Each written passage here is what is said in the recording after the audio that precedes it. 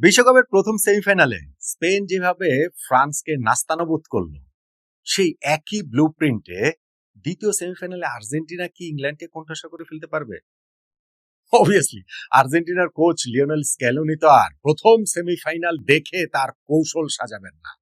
Spain কিভাবে ফ্রান্সের বিপক্ষে খেলেছে সেই অনুযায়ী তিনি ইংল্যান্ডের বিপক্ষে ম্যাচের স্ট্র্যাটেজি সাজাবেন না। কিন্তু এই ফার্স্ট সেমিফাইনালটাতে আমরা স্পেনের স্ট্র্যাটেজির যেই জায়গাগুলো দেখেছি সেখানে অন্তত 4-5টা জায়গা রয়েছে যেটা আর্জেন্টিনার খেলাও আমরা দেখতে পারি ইংল্যান্ডের বিপক্ষে। সেই জায়গাগুলো নিয়ে আসলে আমি একটু আলোচনা করতে চাই। এই ম্যাচটার আগে, প্রথম সেমিফাইনালের আগে ফ্রান্সকেই ফেভারিটের তালিকায় রেখেছিলেন বেশিরভাগ।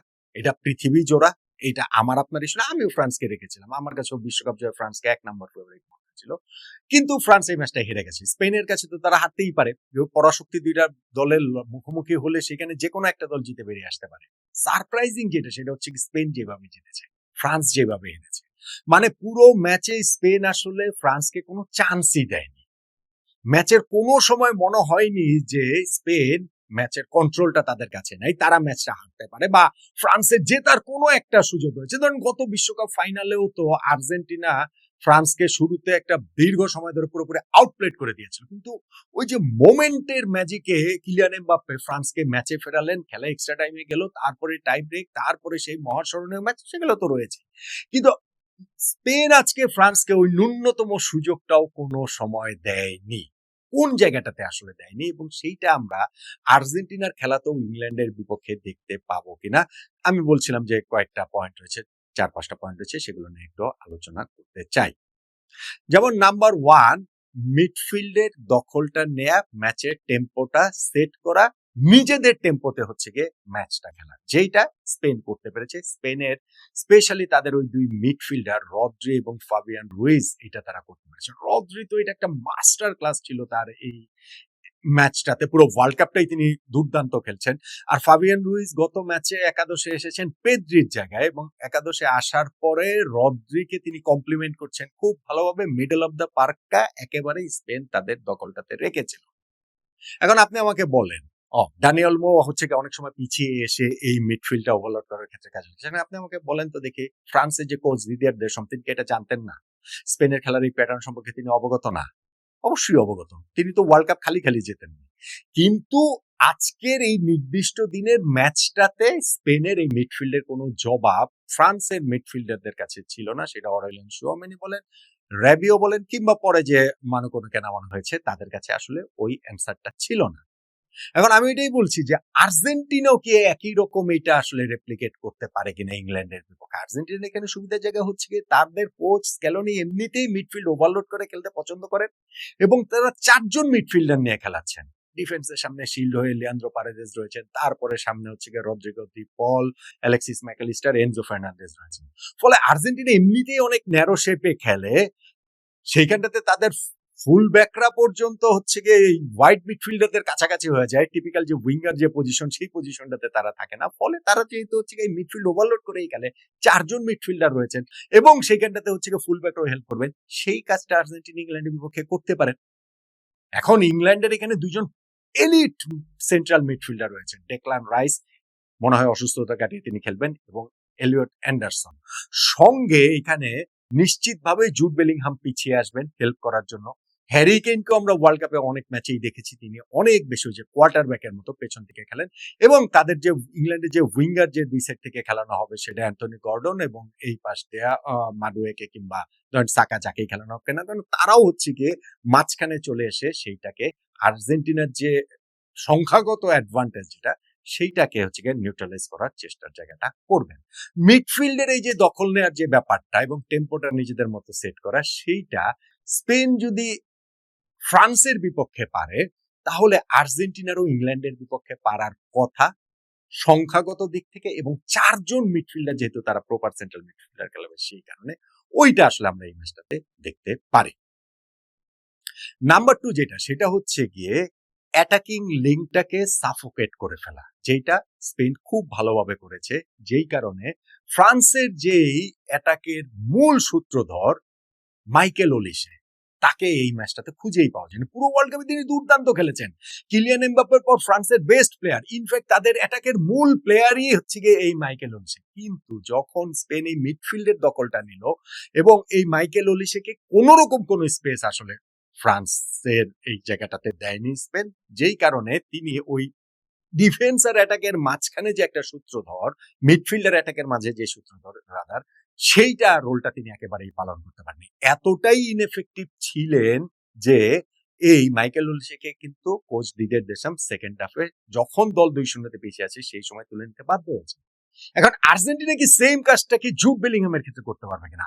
ইংল্যান্ডের সেই অ্যাটাকিং যে লিঞ্চপিন সেইটা কিন্তু এই জুড বেলিংহাম, তিনি কিন্তু সেই লিঙ্ক আপটা করে থাকেন। তাকে কি আর্জেন্টিনা এই মিডল অফ দ্য পার্কে ওভারলোড করে হোক বা তার সাথে হচ্ছে গিয়ে ম্যান রেখে হোক, ওইটা কি সাফোকেটিং করে ফেলতে পারবে কিনা? পাসিং লেন গুলাকে বন্ধ করে দিতে পারবে কিনা জুড বেলিংহামের? এখানে পাসিং অ্যাঙ্গেল গুলাকে আসলে বন্ধ করে দিতে পারবে কিনা? এইটা আর্জেন্টিনার খেলাতে আমরা আসলে দেখতে পাবো। জুড বেলিংহামের ক্ষেত্রে সেইটা হতে পারে যেইটা এইখানটাতে মাইকেল ওলিসের ক্ষেত্রে হয়েছে। স্পেন যেটা করেছে সেটা আর্জেন্টিনা ইংল্যান্ডের ক্ষেত্রে এটা করতে পারে বলে আমার কাছে মনে হয়। নাম্বার 3 যেটা, সেটা হচ্ছে গিয়ে ডিফেন্সের কোনো একটা জায়গাকে উইক জোন ওইটা আলাদা করে চিহ্নিত করে ওই জায়গাটাতে পেনিট্রেট করা, ওই জায়গাটাতে অ্যাটাক করা। আর্জেন্টিনা সেটা করতে পারে ইংল্যান্ডের বিপক্ষে। স্পেন যেটা করেছে ফ্রান্সের বিপক্ষে, তাদের লেফট ব্যাক লুকাস ডিনিয়াকে টার্গেট করেছে। লামিন ইয়ামাল ডিরেক্ট রান একের পর এক মেক করেছেন, পেদ্রো পোরো ওভারল্যাপিং রান তিনি দিয়েছেন। ওইখানটাতে হচ্ছে গিয়ে এই লুকাস দিনিয়াকে হচ্ছে গিয়ে আলাদা করে আইসোলেট করে ফেলেছেন, 2v1 করে ফেলেছেন। ফলে দেখেন স্পেন যে 2টা গোল দিয়েছে সেই 2টা গোলই কিন্তু এই সাইড থেকেই এসেছে। ইয়ামালকে যেই ফাউলটা করেছেন ওইটা আননেসেসারি, ওইটা হচ্ছে গিয়ে হট হেডেড একটা কি করেছেন তিনি, এটা হচ্ছে গিয়ে আমার মনে হয় ব্রেন ফেডি হয়ে গিয়েছিল লুকাস দিনের সেই জায়গাটাতে। ইনফ্যাক্ট যে পেনাল্টিটা তিনি গিফট করেছেন এবং তারপরে যে সেকেন্ড গোলটা পেড্রো পোরো যেভাবে এসেছেন সেই জায়গাটা ওই একই সাইডে। ইনফ্যাক্ট লামিন ইয়ামাল যে আরেকটা গোল দিয়েছিলেন যেটা অফসাইডের কারণে বাতিল হয়ে গেছে, সেইটাও কিন্তু ওই একই সাইডে। তার মানে ফ্রান্সের ডিফেন্সের এই উইক লিঙ্কটাকে চিহ্নিত করে লুকাস দিনিয়ের লেফট ব্যাক এই রাইট সাইড দিয়ে আসলে আক্রমণটা বারবার করেছে স্পেন। আর্জেন্টিনা কি সেটা করতে পারে? ইংল্যান্ডের ডিফেন্সের লেফট সাইড এবং আর্জেন্টিনার অ্যাটাকের রাইট সাইড দিয়ে নিকো ওরেলিকে কি তারা টার্গেট করতে পারে? তিনি প্রবাবলি ফার্স্ট 11-এ খেলবেন, জেড স্পেন্সও খেলতে পারেন। আমার মনে হয় যে আর্জেন্টিনা এই জায়গাটাতে টার্গেট করতে পারে কোনো একটা জায়গা, কোনো একটা ম্যান ধরে। এবং এই সেটকে যেহেতু লিওনেল মেসি থাকবেন, হ্যাঁ এখানে লামিন ইয়ামালের মতো ডিরেক্ট রান মেসির নাই, কিন্তু মেসি ট্রিকারি রয়েছে সঙ্গে। এখান থেকে এসে তাকে হুলিয়ান আলভারেজ, তো তারা আর্জেন্টিনা যখন খেলছে তখন হুলিয়ান আলভারেজও এই জায়গাটাতে হেল্প করতে পারেন। এবং রাইট ব্যাক হিসেবে জানি না যে নাহুয়েল মলিনা কতটা উপরে ওভারল্যাপ করতে পারেন, যদি করতে পারেন তাহলে এই একই রকম সমস্যার মধ্যে কিন্তু ইংল্যান্ডও পড়ে যাবে। সংকটের জায়গা অবশ্য রয়েছে যে আপনি বলতে পারেন যে না এই সেট থেকে তো তাহলে তো ওই ইংল্যান্ডের যারা উইঙ্গার রয়েছেন অ্যান্থনি গর্ডন কিংবা এই সেট থেকে যদি আসেন, মানে অ্যান্থনি গর্ডনের সাইডই তো এই রাইট সাইডটা আর কি। সো সেই জায়গাটা থেকে মানে আর্জেন্টিনা ডিফেন্সের রাইট সাইড, সেইটা করলে তো পিছনের স্পেসটা ওপেন হয়ে যাবে। তো সেইটা তো ফ্রান্সের ক্ষেত্রেও ছিল, ফ্রান্সেরও তো অ্যাটাকার ছিল সেখানে, এমবাপ্পে ছিলেন, ডিজায়ার দুয়ে ছিলেন, ব্রাডলি বার্কোলা ছিলেন। সো সেই তারপরেও তারা ওই কাজটা করেছে না, সফলভাবে করেছে। ফলে আর্জেন্টিনা এটাও কিন্তু আমরা আজকের খেলাতে দেখতে পারি যে ইংল্যান্ডের ডিফেন্সের উইক লিঙ্ক একটা ধরে, সেটা আমার ধারণা লেফট ব্যাকে পজিশনের ওইটা নিকো ওরেলিকে টার্গেট করে আর্জেন্টিনা তাকে আইসোলেট করে 1v1 এ নিয়ে যেতে চাইবেন এবং ওই সাইড দিয়ে অ্যাটাক করতে চাইবেন বারবার। নাম্বার 4 যেটা, সেটা হচ্ছে কি আমরা স্পেনের খেলায় দেখেছি যে তারা হাই লাইন মেনটেন করেছেন অনেক বেশি এবং সেই হাই লাইনটা কি আর্জেন্টিনাও মেনটেন করতে পারে? রিস্ক থাকে, অবশ্যই রিস্ক থাকে।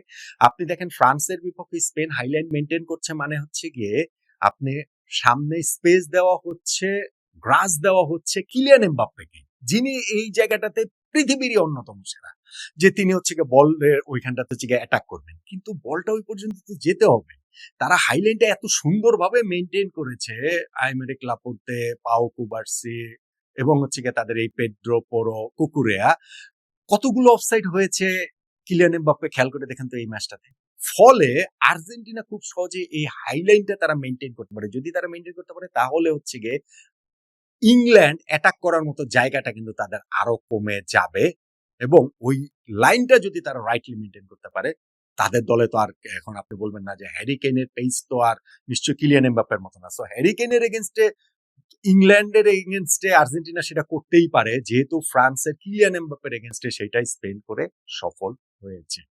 এখন এগুলা শেষ পর্যন্ত যে ফুটবলের থিওরি, কিন্তু এইগুলা জিনিসগুলো হচ্ছে গিয়ে যে এলিট লেভেলের কোচ আমরা যাদের কথা বলছি, ফ্রান্স যেইভাবে হচ্ছে গিয়ে স্পেনের কাছে নাস্তানাবুদ হলো, আমি বলছিলাম যে কোচ দিদিয়ার দেশম তিনি ওয়ার্ল্ড কাপ জিতেছেন, তিনি তো আর কোনো রকম কোনো ফর্মুলা ছাড়া জেতেন নাই, তিনি তো আর কোনো কিছু এই ট্যাকটিক্যাল তার যদি ওই ওই ইয়েটা যদি না থাকতো তাহলে তো আর তিনি জিততে পারতেন। প্রবলেম হচ্ছে কি যে মাঠের ফুটবলে সেইটা তার টিম কতটা এক্সিকিউট করতে পারছে। 2018 বিশ্বকাপে যেমন তার মিডফিল্ডে দুজন এলিট মিডফিল্ডার এনগোলো কান্তে ও পল পগবা ছিলেন।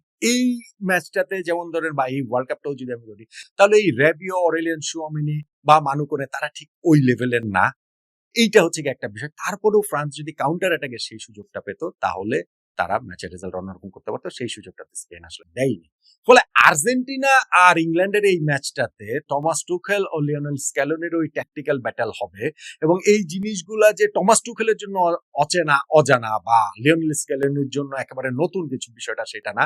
বিষয়টা হচ্ছে কি যে মাঠে কিভাবে এক্সিকিউট করে তাদের এই শিষ্যরা, তার উপরেই ম্যাচের রেজাল্টটা নির্ভর করছে। তো আমার কাছে মনে হচ্ছে যে প্রথম ম্যাচটাতে স্পেন যেভাবে ফ্রান্সকে নাস্তানাবুদ করছে, তার মধ্যে ওই 4-5টা যে টেক অ্যাওয়ে আমি যে নিলাম, সেইখানটাতে মিডফিল্ডের দখলটা নেয়া, ওইখানটাতে হচ্ছে গিয়ে টেম্পো সেট করা, ডিফেন্সে হাই লাইন মেনটেন করা, এবং হচ্ছে গিয়ে প্রতিপক্ষের ডিফেন্সের উইক লিঙ্ককে নিকোয়েরিলকে প্রবাবলি সেটা হচ্ছে গিয়ে টার্গেট করা, তাদের অ্যাটাকিং যে লিঞ্চপিন সেইখানটাতে সাফোকেট করে ফেলা জুড বেলিংহামকে।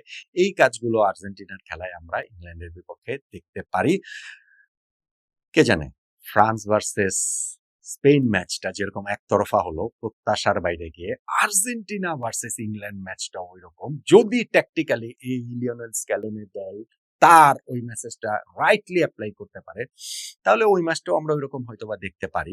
যদিও আমার ধারণা এই ম্যাচটাতে আরো অনেক স্পাইস থাকবে, যেটা এই ম্যাচের হিস্ট্রি আমাদেরকে সেটাই বলছে।